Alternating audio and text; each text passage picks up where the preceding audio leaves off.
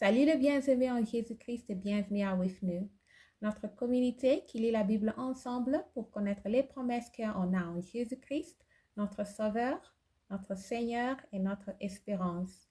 Nous continuons avec le livre de 1 Pierre, chapitre 4. Que le Saint-Esprit nous donne une révélation de ce qu'on va lire et que le Saint-Esprit nous aide aussi à mettre la parole de Dieu en pratique dans notre vie.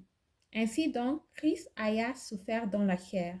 Vous aussi armez-vous de la même pensée, car celui qui a souffert dans la chair en a fini avec le péché, afin de vivre non plus selon les convoitises des hommes, mais selon la volonté de Dieu, pendant le temps qui lui reste à vivre dans la chair.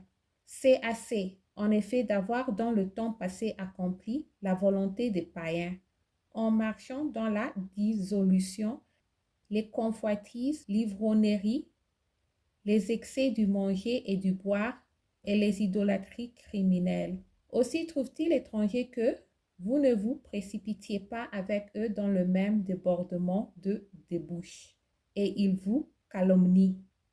Il rendra compte à celui qui est prêt à juger les vivants et les morts, car l'évangile a été annoncé aux morts, afin que, après avoir été jugés comme les hommes quant à la chair, ils vivent selon Dieu quant à l'esprit.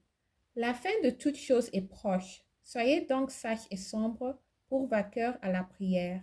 Avant tout, ayez les uns pour les autres une ardente charité, car la charité couvre une multitude de péchés. Exercez l'hospitalité les uns envers les autres sans murmure, comme de bons dispensateurs de diverses grâces de Dieu, que chacun de vous mette au service des autres le don qu'il a reçu. Si quelqu'un parle, que ce soit comme annonça les oracles de Dieu. Si quelqu'un remplit un ministère, qu'il le remplisse selon la force que Dieu communique, afin qu'en toute chose Dieu soit glorifié par Jésus-Christ, à qui appartiennent la gloire et la puissance au siècle de siècles. Amen. Bien-aimés, ne soyez pas surpris, comme d'une chose étrange qui vous arrive, de la fournaise qui est au milieu de vous pour vous éprouver.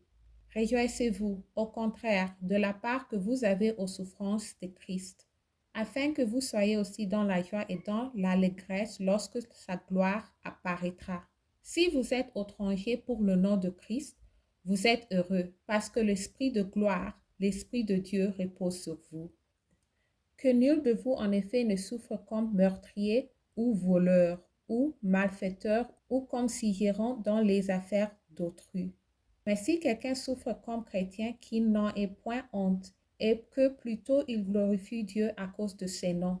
Car c'est le moment où le jugement va commencer par la maison de Dieu.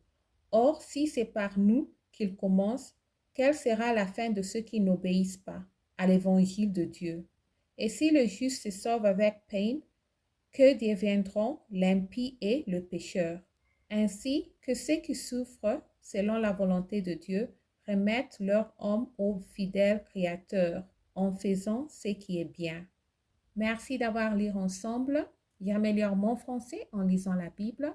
Restez en Jésus-Christ et shalom.